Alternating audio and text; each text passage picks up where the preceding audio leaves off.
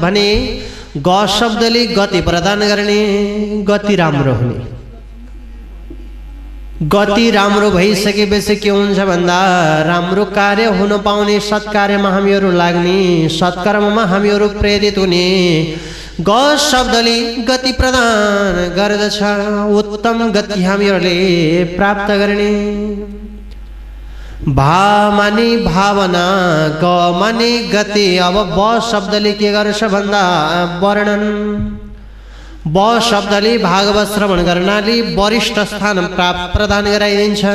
वरिष्ठ ठाउँ के हो त? भगवानको सान्निध्यमा पुर्याइदिने, त्यो हो वरिष्ठ ठाउँ। वर्णन हुने, ब शब्दले वर्णन गराइदिन्छ। अब त शब्दले के गर्छ? तारणम, तारिदिन्छ। यो भागवत चारवटा शब्दहरूले बनेको भागवत। भावना गति सर्व वर्णन गरेर विस्तार पूर्वक तारिदिन्छ, जो त्यही हो भागवत। लौ सुनिबक्स्यो सब। यो भागवत कहिले प्रारम्भ भयो भन्दा सबैभन्दा पहिला प्रभु परमात्मा नारायणजीले के गर्नुभयो भन्दा ब्रह्माजीलाई प्रदान गर्नुभयो चतुश्लोकी भागवत। त्यही भागवत ब्रह्माजीले देवर्षि नारदजीले खिन्न चित्त भएका वेदव्यासले आफ्नो छोरा सुखदेव स्वामीलाई बताउनु भएको, तिनी सुखदेव स्वामीले परीक्षित राजालाई बताउनु भएको र सारा नैमिषारण्य क्षेत्रमा सारा ऋषिमुनिहरूले श्रवण गर्नुभएको। यही भागवत मैले हजुरलाई बताउँदै आइरहेको छु है भनेर नैमिषारण्य क्षेत्रमा सुतजीले सौनकादि 88,000 ऋषिमुनिहरूलाई बताउँदै हुनुहुन्थ्यो। त्यही अवसरमा भन्नुहुन्छ प्रभु यो भागवत चतुर्श्लोकीबाट 18,000 श्लोक कसरी भयो? लौ न सुन्न पाऊ। लौ त सौनकादि जन एक दिन के भयो भन्दा वेदव्यासीलाई चिन्ता पर्यो। वेदव्यासीले एक वेदलाई 3 वेद थप्नुभयो, 4 वेद बनाउनु भयो। ऋग्वेद, यजुर्वेद, सामवेद, अथर्ववेद, 4 प्रकारका वेदहरू भए तैपनि व्यक्तिहरूको बुद्धि सूक्ष्म हुँदै गयो, बुझ्न सकिन। नबुझेको हुँदा के भयो त वेदव्यासलाई चिन्ता पर्यो। अब मैले के गर्नुपर्छ? बुझ्ने चिजहरू निर्माण गर्नुपर्छ भनेर पुराणहरू निर्माण गर्दै गर्दै गर्दै जानुभयो। अनेक प्रकारका पुराणहरू बनाउनु भयो। पुराणहरू निर्माण गर्दै गर्दै गर्दै जाँदाखेरि व्यक्तिहरूले बुझ्न सकेनन्। महाभारतको निर्माण भयो, अझै बुझ्न सकेनन्। उपनिषदहरू भए अनेक प्रकारका शास्त्रहरू निर्माण गर्नुभयो। सारा प्रकारका शास्त्रहरू निर्माण गर्दै गर्दै गर्दै गर्दै गर्दै जाँदाखेरि पनि के भयो भन्दा वेदव्यासको मन प्रसन्न भएन। ल अब के गर्ने? म कहाँ जाउँ, के गरौँ, कसो गरौँ, अब कसरी मन प्रसन्न बनाउने होला भनेर सरस्वती नदीको तटमा गएर आसन लगाएर बस्नुभएको थियो। त्यही ठाउँमा के भयो भन्दा नारायण नारायण नारायण मन्त्र जप्दै जप्दै हरिशरणको धुनी गान गर्दै गर्दै गर्दै गर्दै देवर्षि नारदजी भ्रमण गर्दै गर्दै आउनुभयो। अरे हरि शरणम हरि शरण, ओम हरि शरण प्रभु शरण, हरि शरण हरि शरण, ओम हरि शरण प्रभु शरण, हरि शरण हरि शरण, ओम हरि शरण प्रभु शरण, हरि हरि शरण हरि शरण हरि शरणम हरि शरणम, ओम हरि शरणम प्रभु शरणम को ध्वनि गाउँदै गाउँदै देवर्षि नारदजी वेदव्यासीको सान्निध्यमा आइपुग्नु भयो। वेदव्यासीले नारदजीलाई देख्नु, ओहो आज हजुर जस्तो गुरु मेरो सान्निध्यमा आउनुभयो, म धन्य भएँ भनेर स्वागत गर्नुभयो, सत्कार गर्नुभयो, आसन दिनुभयो। लौ प्रभु लौ परमात्मा आज मलाई चिन्ता पर्यो, के भयो भनेर नारदजीले सोध्नु भएको थियो। आज हजुरको अनुहार मल्यानो देखिएको छ, के भयो त प्रभु? त्यही अवसरमा वेदव्यासले भन्नुहुन्छ, लौ त गुरु नारद मैले अब के गरौँ भन्दा धेरै शास्त्रहरू बनाएँ, धेरै शास्त्रहरू लेखेँ, धेरै पुराणहरू मैले बनाएँ, तर के गर्ने भन्दा मेरो मन प्रसन्न भएन। आज मलाई चिन्ता पर्यो। त्यही भएर म भगवानलाई ध्यान गरौँ, मनन गरौँ, कीर्तन गरौँ भनेर चिन्ताले व्याकुल भएको व्यक्ति आज यो गङ्गाजीको किनारामा बसिरहेको छ। अब मेरो मन प्रसन्न कसरी हुन्छ, लौ बताइदिनु पर्यो गुरु। त्यही अवसरमा अब के भयो भन्दा देवर्षि नारदले बताउँदै भन्नुहुन्छ, लौ त व्यास, अब मैले के गर्छु भन्दा हजुरलाई म सारा वृत्तान्त बताउँदैछु व्यासजी। हजुरले धेरै शास्त्रहरू बनाउनु भयो, तर भगवानको हरि कीर्तनले पूर्ण भएको यस्तो शास्त्र बनाउनु भएको छैन। ज्ञान भक्ति वैराग्यले पूर्ण भएको एउटा शास्त्र निर्माण गर्नु पर्यो। कीर्तनले सर्वोपरि भएको, कीर्तनले भरिपूर्ण भएको, भगवानको लीलाले पूर्ण भएको यस्तो शास्त्र निर्माण गर्नुहोस्। के गरौँ त? भागवत शास्त्र निर्माण गर्नुहोस्। म हजुरलाई भागवतका चतुर्श्लोकी 4वटा श्लोक प्रदान गर्छु।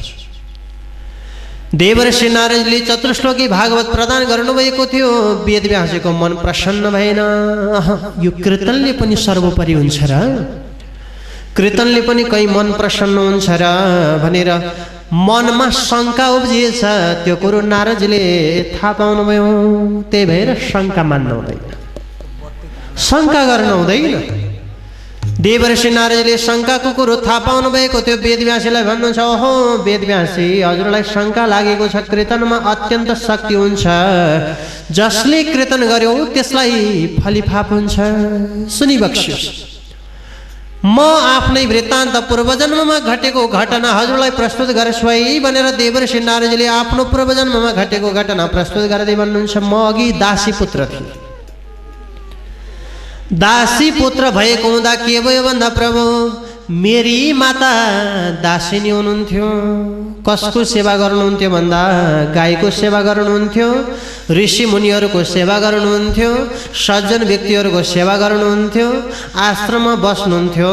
म पनि माताले गरेका शेष कार्यहरू मैले गर्दथेँ। चतुर्मासको समय आयो, ऋषि मुनिहरूको आगमन भयो। ऋषि मुनिहरू धेरै भइसकेपछि ध्यान मन कीर्तन चल्न थाले, कथाहरू हुन थाले। म त्यही सान्निध्यमा बसेँ। मैले पनि कथा सुन्ने मौका पाएँ, भगवानको कीर्तन गर्ने मौका पाएँ। सङ्गतले गर्दा म पनि बन्न पुगेँ। नीति शतकले भनेको छ, यदि सज्जन संसर्गी भविष्यति भविष्यति, यदि दुर्जन संसर्गी पतिष्यति पतिष्यति। सज्जनको सङ्गत पाइयो भने प्रगति हुँदै गइन्छ, दुर्जनको सङ्गत भयो भने पतन हुँदै गइन्छ। मैले के गरेँ, सज्जनको सङ्गत पाएँ, साधु सन्तको समागमन भयो, नजिकै बसेँ, काम पनि गर्थेँ। एउटा काम हात के गर्थेँ, कामतिर लगाए तापनि कान सदा सर्वदा श्रवण गर्नतिरै लगाउँदथेँ। कथा सुन्थेँ, पुराणका लीलाहरू श्रवण गर्थेँ। यो क्रम चल्दै चल्दै चल्दै गयो। ऋषि मुनिहरूले खाएर रहेको उच्छिष्ट भोजन शेष अन्न मैले ग्रहण गर्थेँ। यस्तो प्रकारसँग समय बित्दै गयो। चतुर्मास 4 महिना बित्यो। जब चतुर्मास पूर्ण भइसकेपछि ऋषि मुनिहरू आश्रम त्यागेर लौ त बाबु हामी जान्छौँ है भनेर जानको लागि तयारी हुँदै हुनुहुन्थ्यो। म धुरु धुरु धुरु रोएँ। ऋषि मुनिहरूले सम्झाउनु भयो, बाबु किन रोएको? त्यही अवसरमा मैले भने ऋषि मुनिहरूलाई आग्रह गरेँ, लौ प्रभु, लौ परमात्मा, आज 4 महिनासम्म म हजुरहरूको सान्निध्यमा बसेको, ध्यान गरेको, मनन गरेको, कीर्तन गरेको, कथा श्रवण गरेको। आज हजुरहरू जाँदै हुनुहुन्छ। हजुरहरू जानुभयो भने मैले कसरी ध्यान गर्नु, कसरी मनन गर्नु, कसरी कीर्तन गर्नु, मलाई पनि सँगै लिएर जानु पर्यो भनेर पुकार गरे।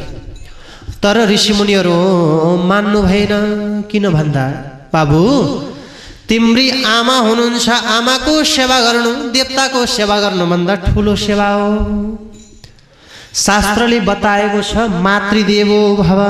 हेर्नुहोस् है, सबैभन्दा पहिला आमाको सेवा गर, सत्कार गर, आमालाई देवता सम्झ, आमाको आराधना गर। आमा भने कि मातृवत दयाको खाने हुन्, आमालाई प्रसन्न बनाऊ। त्यसपछि बल्ल पिताजीको पालो आउने, पितृदेवो भव। त्यसपछि आचार्य देवो भव, गुरुको पालो, बल्ल देवताको पालो आउने भएको हुँदा बाबु तिमी के गर भन्दा हामी भनेका पर रह्यौँ। तिमीले के गर भन्दा माताको आराधना गर्नुपर्छ, मातालाई सेवा गर्नुपर्छ। हेर्नुहोस् है, घर आमालाई धुरो धुरो रुवाउने, 4 धाम घुम्न गयो भने फल पाइँदैन। त्यही भएर घरमा रहेकी जगत जननी भवानी दयाको खानी आमालाई के गर्नु, प्रसन्न बनाउनु। आमा प्रसन्न भइन् भने 4 धाम घुम्न जानै पर्दैन। घरमा आमालाई खुसी बनाउनु, पिताजीलाई खुसी बनाउनु, सत्कर्ममा बस्नु, सत्कर्ममै रहनु, घरै तीर्थ बनाउनु, घरैमै भगवानलाई भज्नु, अनेक प्रकारका कर्महरू गर्नु। जब घरमा प्रसन्नता छ, आनन्द छ भने बाहिरको संसारमा निस्कनु। बाबु तिमी आमाको सेवा गर्नुपर्छ, हामीसँग जान पाउँदैन। देवर्षि नारदजीले रुनुभयो, कराउनु भयो। तीस अवसरमा भन्नुहुन्छ, लौ त प्रभु, लौ ऋषिजनहरू मलाई लिएर जानुहुन्न भने म कसरी बसौँ? मैले अब के गरौँ त, के गर्न ल्याउँ? त्यही अवसरमा आज्ञा मिल्यो, लौ बाबु हामी तिमीलाई एउटा मन्त्र दिन्छौँ। कस्तो मन्त्र? भगवानको 12 नाम गरेको मन्त्र, ओम नमो भगवते वासुदेवाय। यो मन्त्र जपे, यही मन्त्रको जप गर्दै गर्दै गयो भने भगवानको एक दिन दर्शन पाउनेछौ। भगवानको भक्ति ज्ञान मनन कीर्तन गर्दै गएदेखि भगवानको उत्तम भक्त बन्न पाउनेछौ। एउटा मन्त्र प्रदान भयो, अर्को कीर्तन प्रदान गर्नुभयो। हरि शरणम, हरि शरणम, ओम हरि शरणम, प्रभु शरणम। अब के गर्नुभयो भन्दा दासी पुत्रले के गर्नुभयो, त्यही मन्त्र जप्ने, त्यही कीर्तन गाउने। समय बित्दै बित्दै गयो। घरमा माता भएको हुनाले भगवानसँग प्रार्थना गर्न थाल्नुभयो। हे हरि, हे जगतका नारायण, आज म बन्धनमा परेको छु। यो बन्धनमा परेको हुनाले मैले घर छोडेर हिँड्न पाइनँ। के गरौँ त प्रभु? माताले गाईको सेवा गर्ने भएको हुँदा एक दिन के भयो भन्दा माता गाईको सेवा गर्नको लागि गौशाला जानुभयो। गौशालामा जानुभएको थियो। गौशालामा जाँदाखेरि मध्य बाटोमा जङ्गल पर्ने भएको हुँदा जाँदा जाँदा जाँदा जाँदा बीच बाटोमा के भएछ, सर्पले डस्यो। माताको देहावसान भयो। देवर्षि नारदजी धुरु धुरु रुँदै रुँदै रुँदै रुँदै रुँदै आउनुभयो। हाय माता, हे माता, हे माता भन्नुभएको छ। रुनुभएको छ, भगवानलाई सम्झिनु भएको छ, खुसी हुनुभएको छ। एकैचोटि हर्ष र विस्पात पर्यो। किन सुख पर्यो भन्दा, ओहो आज माताको बन्धनमा म परेको थिएँ, माताले मलाई छोडेर जानुभयो, अब म भगवानको भजन गाउन पाउने भएँ, खुसी लागेछ।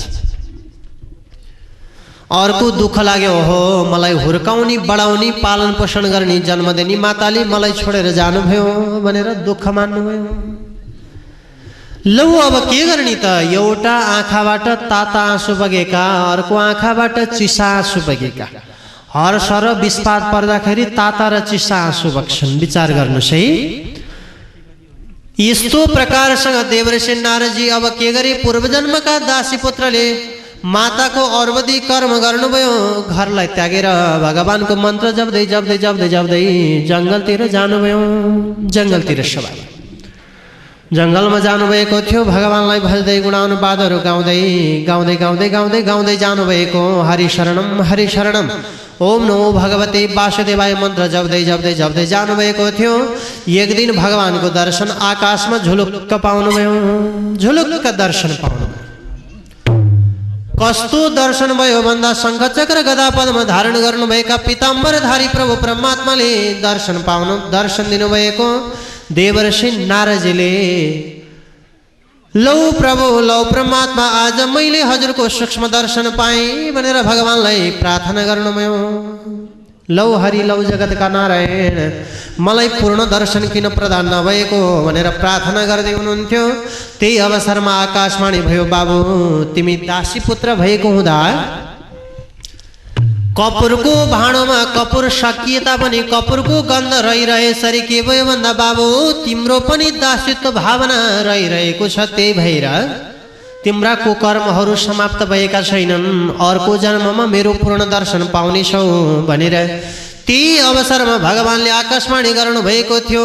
देवर्षि नारदजीले, लौ त प्रभु, लौ परमात्मा, अब म यो चोलालाई हजुरकै भजन कीर्तन गरेर त्यागिदिन्छु। अर्को जन्ममा उत्तम भक्त बन्न पाऊँ है भनेर वरदान माग्नु भएको। लौ बाबु यही भजन गर्दै रहौ भनेर आकाशवाणी भएको थियो।